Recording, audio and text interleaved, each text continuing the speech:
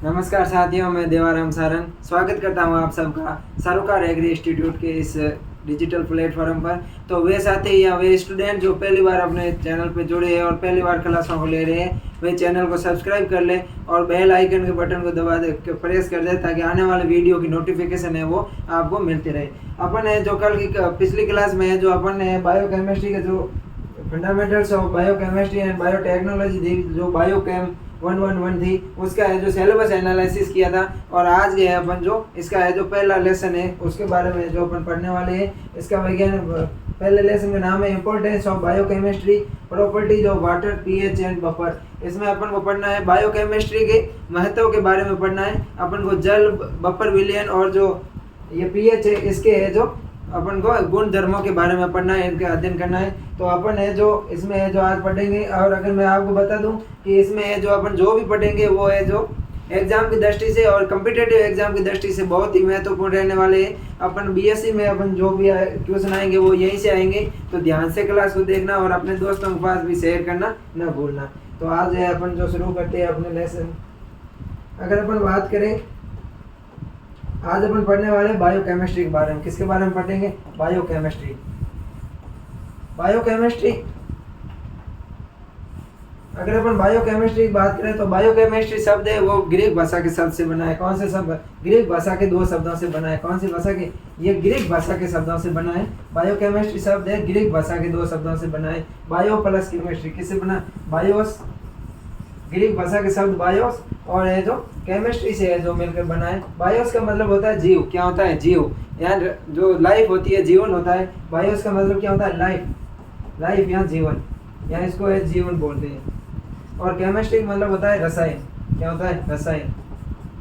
तो बायोकेमिस्ट्री क्या होता है कि जीवों के अंदर पाए जाने वाले रसायनों का अध्ययन अपन जिस शाखा में करते हैं, जिस सब्जेक्ट में करते हैं, उसको क्या कहते हैं? जीव विज्ञान कहते हैं। तो बायोकेमिस्ट्री शब्द ग्रीक भाषा के दो शब्दों से बना है, बायोस और केमिस्ट्रियस। बायोस का मतलब होता है लाइफ और केमिस्ट्री का मतलब होता है रसायन। यानी कि जो जीवों या जीवन में है जो यहाँ जीवों के शरीर में जो पाया जाने वाला रसायन होता है वो बायोकेमिस्ट्री कहलाता है। अब अगर अपन बात करें इसकी डेफिनेशन की, बायोकेमिस्ट्री शब्द की बात करें तो बायोकेमिस्ट्री शब्द है जो बायोकेमिस्ट्री शब्द है उस अगर बायोकेमिस्ट्री शब्द की बात करें तो बायोकेमिस्ट्री शब्द है वो सर्वप्रथम है कॉल न्यूबर्ग ने दिया था। किसने दिया था? बायोकेमिस्ट्री शब्द है वो कॉल न्यूबर्ग ने 93 के अंदर दिया था। कॉल न्यूबर्ग ने दिया।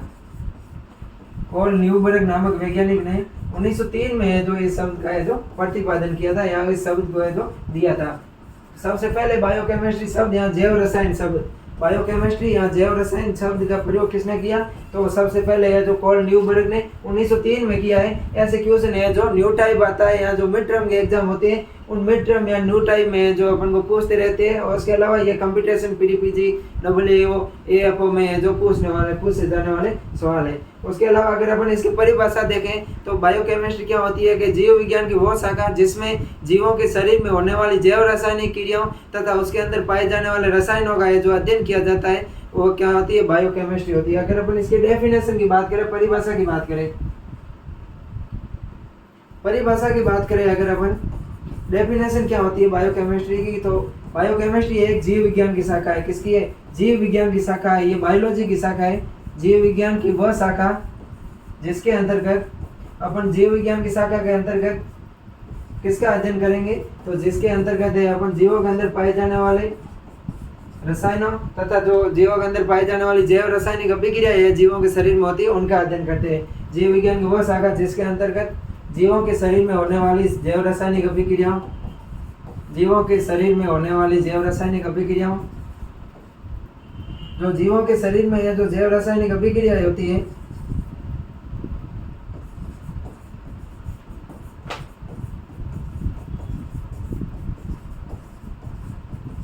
जो जैव रासायनिक अभिक्रियाएं होती है, जैव रासायनिक अभिक्रिया क्या होती है? जो जीवों के शरीर में होती है अभिक्रियाएं, जैसे पाचन हो गया, उत्सर्जन हो गया या श्वसन हो गया, इसमें जो जैव रासायनिक क्रियाएं भाग लेते हैं, जो जैव रासायनिक क्रियाएं और जो इनमें जो जीवाणु भाग लेते हैं उनका है जो अध्ययन जिस शाखा में करते हैं वो शाखा कौन सी है? बायोकेमिस्ट्री है।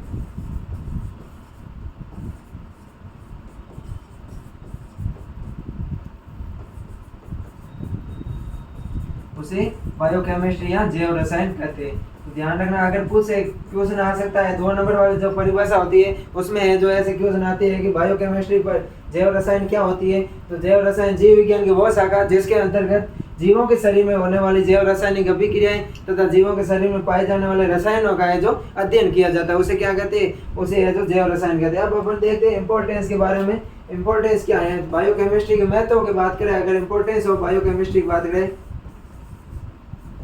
इंपॉर्टेंस की बात करें, इसके महत्व की बात करें कि जैव रसायन होता है इसका है जो अपने जीवन में क्या महत्व है। तो जैव रसायन के महत्व की बात करें तो इससे है जो वंशानुगत रोगों के है जो पता लगा सकते हैं और उनका है निदान कर सकते हैं। वंशानुगत रोग क्या होता है, जो एक पीढ़ी से दूसरी पीढ़ी में जो रोग फैलते हैं वो वंशानुगत रोग होते हैं। तो इसके द्वारा है वंशानुगत रोगों का पता लगाया जा सकता है। वंशानुगत रोगों का पता या रोगों का है जो अपन पता लगा के या रोगों का निदान कर सकते हैं, यानी कि उनको है जो रोगों को वंशानुगत होने से है जो रोक सकते हैं। उसके अलावा जो इसमें रक्त जांच अपन ब्लड जांच करवाते हैं, जो ब्लड टेस्ट करवाते हैं, इनमें है जो पाए जाने वाले जैव अणु है, कार्बोहाइड्रेट, प्रोटीन, वसा, इन सब का है जो अध्ययन है, जो इनकी जानकारी है अपन को इससे मिलती है। बायोकेमिस्ट्री से है जो अपन को है जो महत्व है जानकारी मिलती है। उसके अलावा अगर अपन बात करें तो एंजाइम है जो जैव रासायनिक अभिक्रियाओं में उत्प्रेरक के रूप में कार्य करते हैं, उन एंजाइमों के लिए भी है जो एंजाइमों का भी है जो अपन को इसमें पता चलता है। तो तीसरी अगर अपन महत्व की बात करें तो एंजाइमों द्वारा जैव उत्प्रेरक के रूप में जो कार्य किया जाता है,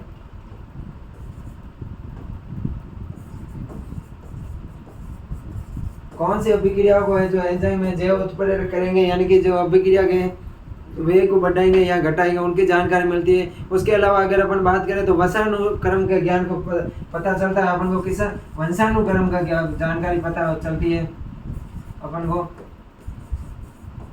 कोई भी जीन है वो जीन का है जो एक पीढ़ी से है जो दूसरी पीढ़ी में स्थानांतरण होता है, जो वंशागत होती है, उससे है जो होने वाली अपन को जो भी क्रियाएं होती है शरीर में, उनका है जो अपन को जैव रासायनिक अभिक्रिया के द्वारा है जो पता चलता है। उसके अलावा जीव रसायन है जो जीवन के आणविक आधार का है जो हमें ज्ञान करवाती है। किसका ज्ञान करवाती है, जीवन के आणविक आधार का है जो ज्ञान करवाती है। जीवन के आणविक आधार का अपन को है जो आणविक आधार का है जो अपन को ज्ञान करवाती है। जो जैव अणु है जैसे कार्बोहाइड्रेट हो गया, प्रोटीन हो गया, वसा हो गया, लिपिड हो गया, इन सब का अध्ययन है वो भी अपन है जो किस में करेंगे, इस जैव रसायन में करेंगे। इसमें अगर अपन जैव अणुओं की बात करें कि जैव अणु कौन कौन से हैं, तो जैव अणुओं की बात करें तो इसमें जैव अणु कार्बोहाइड्रेट हो गया, उसके अलावा प्रोटीन हो गया, उसके अलावा लिपिड है जिसे अपन वसा भी बोलते हैं, प्रोटीन, कार्बोहाइड्रेट, लिपिड। उसके अलावा अगर अपन बात करें तो एंजाइम हो गया। इन सब का अध्ययन है जो अपन किस में करेंगे, जैव रसायन के अंतर्गत करेंगे। तो ये अपना हो गया बायोकेमिस्ट्री का सामान्य परिचय कि बायोकेमिस्ट्री शब्द है सर्वप्रथम प्रयोग किया था कार्ल न्यूबर्ग ने 93 के अंदर 1903 में जो इस शब्द का प्रयोग किया था। अगर इसके अपन डेफिनेशन की बात करें तो विज्ञान की वो शाखा या जीव विज्ञान की वो शाखा जिसके अंतर्गत जीवों में होने वाली जैव रासायनिक अभिक्रियाओं तथा जीवों में पाए जाने वाले जैव अणु और रसायन, कार्बोहाइड्रेट, प्रोटीन, वसा, लिपिड, एंजाइम, इन सब का है जो अध्ययन किया जाता है। उसके अलावा अगर अपन महत्व की बात करें तो इससे वंशानुगत रोगों का पता चलता है, उसका निदान की जानकारी मिलती है। उसके अलावा अपन है जो ब्लड टेस्ट के बारे में अपन को जानकारी मिलती है। ब्लड टेस्ट करवाते हैं तो इसमें अपन पाए जाने वाले न्यूट्रिशन, पोषक तत्व तथा जो जैव अणु है उनकी है जो मात्रा के बारे में अपन को पता चलता है। उसके अलावा मानव आहार वो पोषण संबंधी है, जो कोई मानव आहार है अगर कुपोषित होता है, जैसे प्रोटीन की कमी होती है तो उसके जानकारी मिलती है। और प्रोटीन की कमी से होने वाले रोग की बात करें तो मेरस्मस हो गया, उसके अलावा क्वाशियोरकर हो गया। उसके अलावा जैव रसायन से हमें जीवन के आणविक आधार और जो जीवन के जैव अणु है, कार्बोहाइड्रेट, प्रोटीन, वसा, इन सब का है जो अध्ययन किया जाता है। अब अपन बात करेंगे वो करेंगे जल के बारे में। किसके बारे में बात करेंगे, अपन है जो जल के बारे में बात करेंगे। जल को है पानी भी कहते हैं या इसको है जो नीर भी है जो कहा जाता है। और अगर इसके अपन रासायनिक सूत्र की बात करें तो जल का रासायनिक सूत्र होता है वो H2O होता है। क्या होता है, जल का जो रासायनिक सूत्र होता है वो H2O होता है। और अब अगर अपन इसके गुणों की बात करें तो अपने सिलेबस में सीधा ही लिखा हुआ है कि प्रॉपर्टीज ऑफ वाटर, यानी कि जल के गुणों के बारे में। जल के गुण की बात करें तो पहला गुण है, इसके प्रॉपर्टीज की बात करें तो गुण धर्म की बात करें इसके जल की, तो पहला गुण धर्म है कि जल एक सर्वोपरि विलायक है। क्या है? जल है जो एक सर्वोपरि विलायक है। इसके अंदर है जो अगर कुछ भी मिलाएंगे तो वो है जो घुलनशील हो जाएगा। जल क्या है? एक सर्वोपरि विलायक है। तो पहला इसका गुण धर्म है, जल एक सर्वोपरि विलायक है।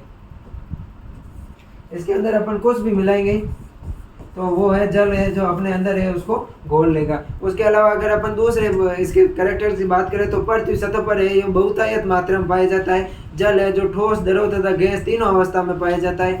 ठोस में अगर बात करें तो बर्फ के रूप में जल पाया जाता है। द्रव के रूप में बात करें तो द्रव में जल होता है। और गैस में है जो जल वाष्प के रूप में है जो गैस पाया जाता है। इनके मध्य है जो हाइड्रोजन में बन पाए जाते हैं।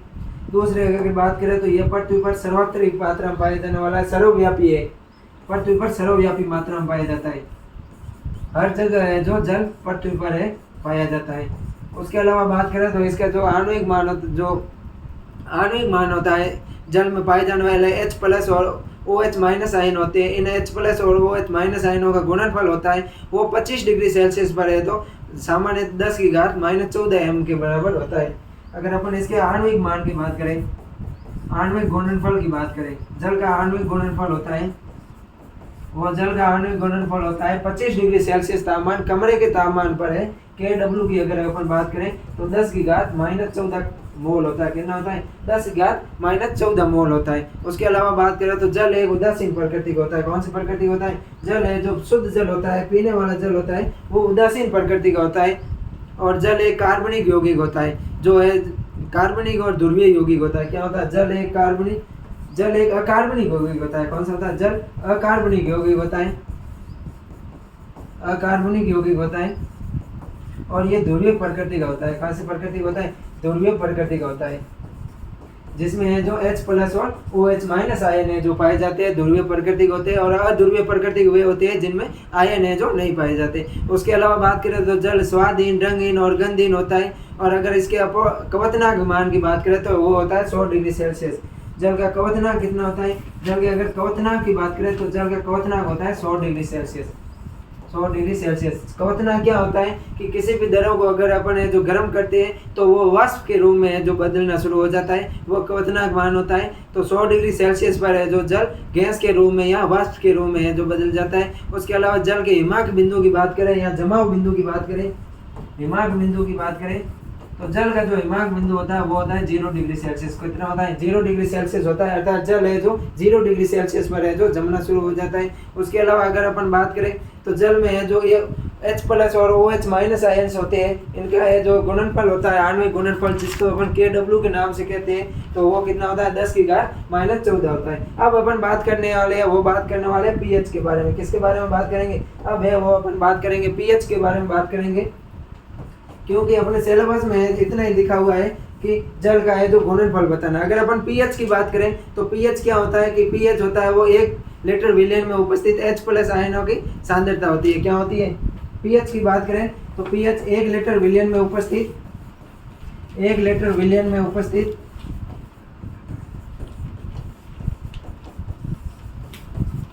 H+ आयन जो pH होता है वो क्या होता है कि 1 लीटर विलियन में उपस्थित H+ आयन के सांद्रता के व्युत्क्रमण के लघुगुणक के बराबर होता है। आयन्स की सांद्रता के व्युत्क्रमण के बराबर होती है। सांद्रता की व्युत्क्रम के अनुपात में होती है।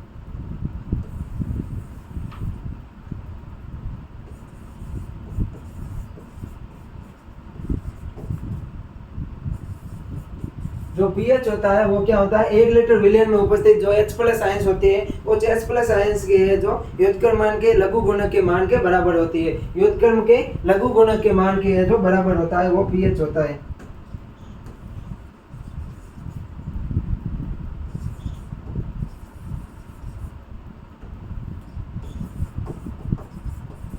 उसके अलावा अगर अपन बात करें पीएच स्केल की बात करें कि पीएच अपन ज्ञात कैसे करते हैं, तो पीएच जिससे ज्ञात करते हैं वो पीएच स्केल होता है। क्या होता है? पीएच स्केल होता है। और पीएच स्केल अगर अपन खोजकर्ता की बात करें तो एसपीएल सोरेनसन होते हैं। कौन है?